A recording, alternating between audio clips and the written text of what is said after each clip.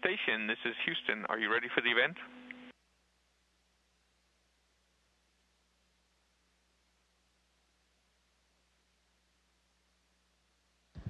Yes, we are ready for the event. We don't have the handheld mic, but we are ready. WeatherNation, this is Mission Control Houston. Please call station for a voice check. This is WeatherNation, meteorologist Meredith Garfalo for voice check 1, 2, 3, 4, 5, 6, 7, 8, 9, 10. How do you hear me? We have you loud and clear, Meredith. Excellent. Well, let's get the show on the road from Earth to the space station. Thank you so much for joining us. We are very excited and honored to have two of our astronauts on the International Space Station joining us. We have NASA astronaut and retired U.S. Army Colonel Mark Vande Hei and European Space Agency astronaut Thomas Pesquet of France. How are things going more than 200 miles above Earth?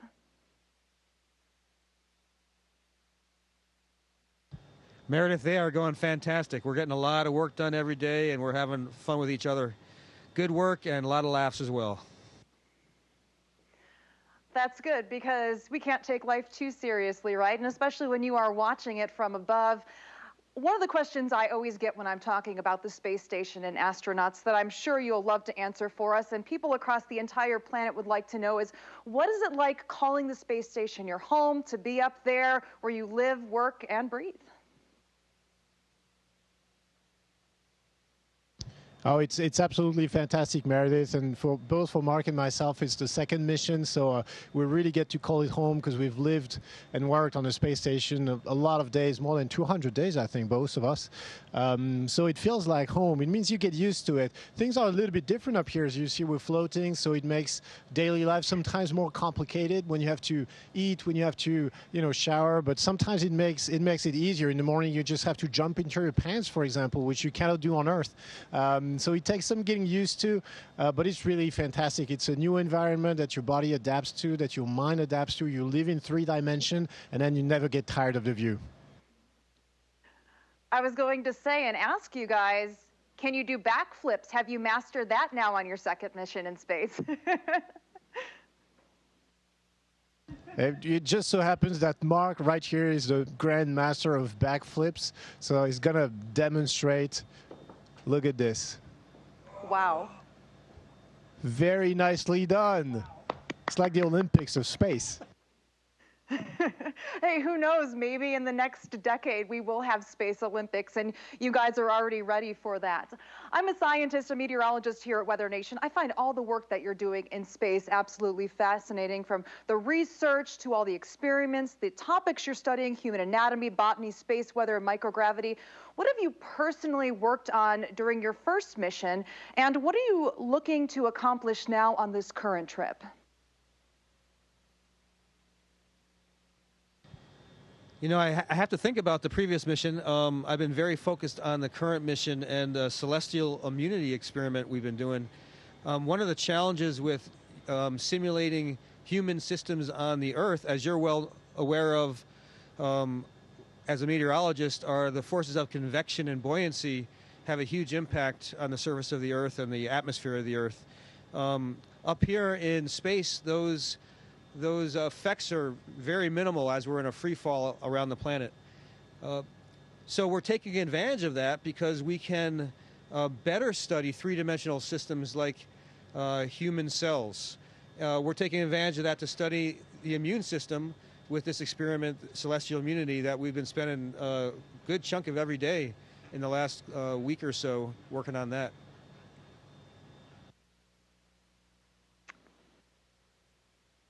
That's so cool how you passed the mic. I just have to put that out there. Thomas, how about for you?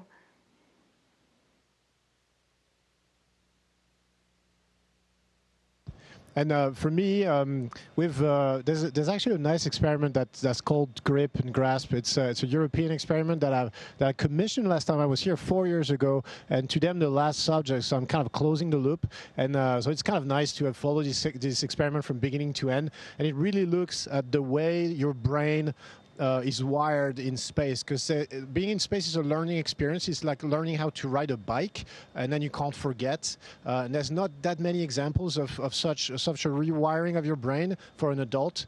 And by looking at what happens when you interact with your environment in space, then scientists find out new connections in the brain, and then it can help cure people with disabilities and things like that on the Earth. So this is an experiment I took a lot of pride in, and very happy to conclude the cycle of this experiment today. That's very exciting, and we look forward to seeing the research that comes out of it in the future. As you know, here on Earth, we rely on satellites to get weather information. And for you up in space, what type of Earth remote sensing instruments are currently operating on the space station, and what are they studying?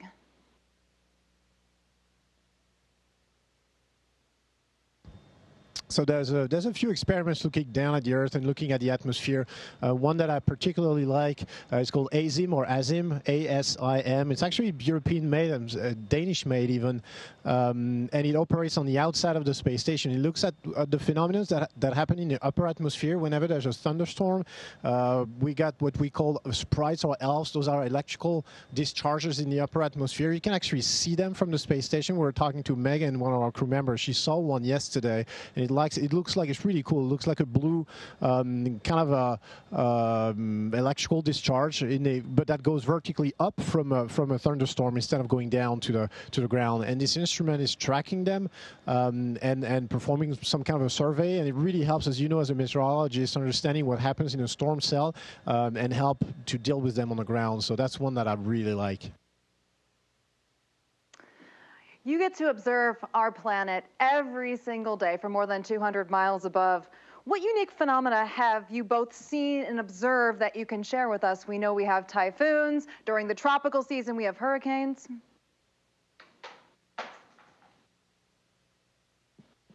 Meredith, on my last flight, I got to see a hurricane. Of course, those are devastating on the ground. Up here, it's hard to believe that something that looks that beautiful is causing that much damage. Just recently, when we were traveling over Central Africa, I saw thunderstorms, lightning storms. From space, you can see so many flashes of lightning all over the place. It's a very unique experience to be able to get that view, and it's shocking how broad and intense those electrical storms can be.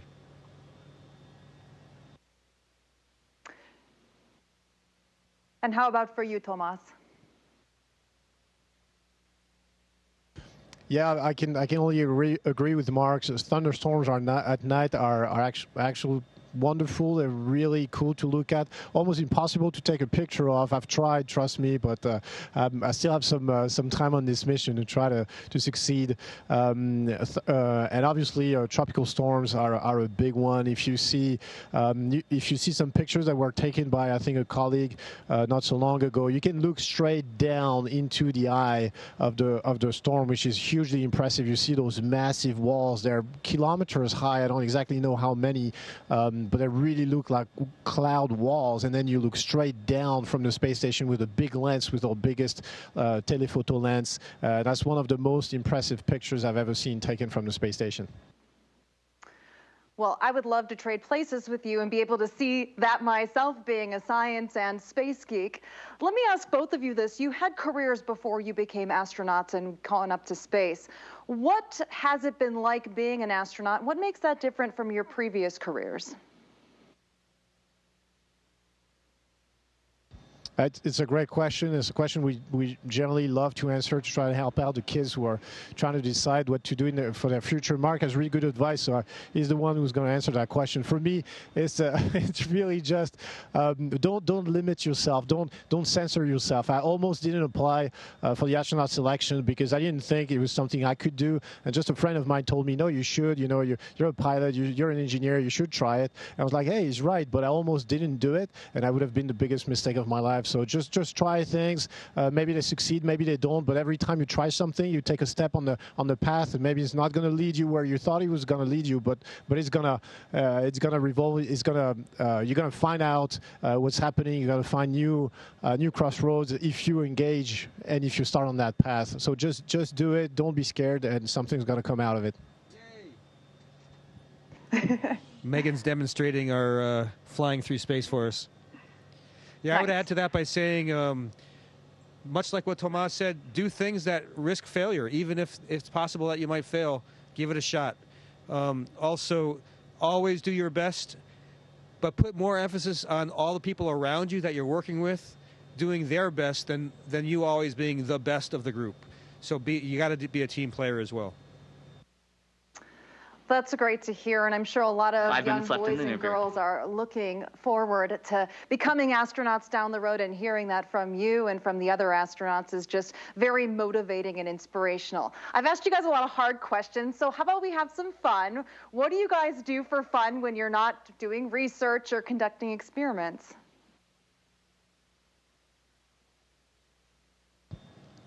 So the good thing is we're all good friends here on the crew. We're from the same class with Mark, and we've trained together before. We've had underwater missions before. I flew with Shane. We had missions with Aki, so we all know each other, which means there can be some fun in the evenings or on the Sundays when we're not working. Everybody's taking pictures sometimes, looking at the Earth. Some people write a journal or a diary. You know, they might want to write a book later on. People are reading. People are sometimes coming up with fun games to play that actually use the environment of microgravity. And Mark has a few ideas. I don't want to throw him under the bus, but he's actually really good at finding out good fun ideas to do in weightlessness.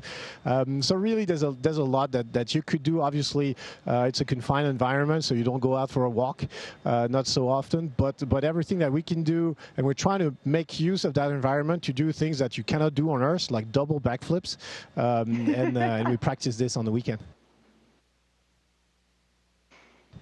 Hopefully I'm not going to get in trouble with sharing this game, but we played a game with the previous crew where, as you can see, the space station is really long. There's a long path through here. And I called it human darts because we would have somebody push off the front end of the space station and try to see how far they could go before they'd make contact with any surfaces. And some people were really impressive. You have to be very, very precise and do a lot of gyrations as you're trying to avoid making contact with anything. But that was a lot of fun. Like Shane just demonstrated quite well, even though he didn't even know he was playing.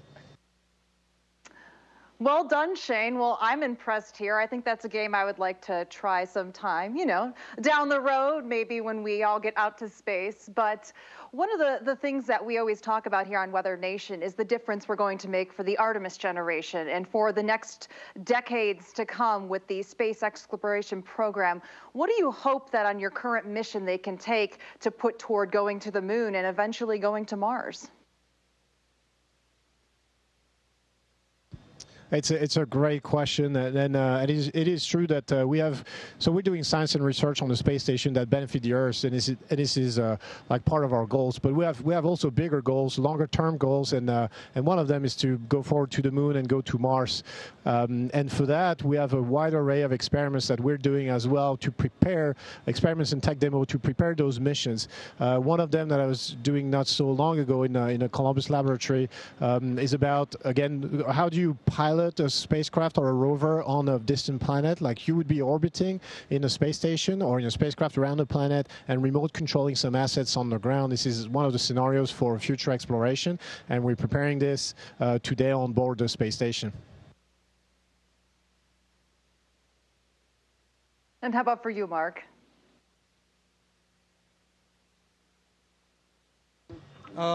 Actually, even understanding how to have the human body perform well after being in orbit for months at a time is part of the experiment for us to be able to explore further and further into the solar system.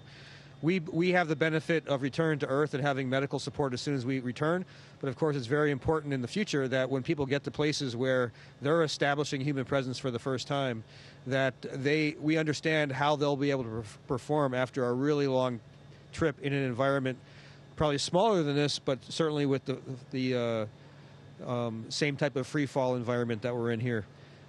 We've got regenerative systems that we're using all the time that help us recycle all of our water. Thomas mentioned demonstrations. We're getting ready to install a new toilet that should help us understand better how future systems or improved systems to use for future spacecraft.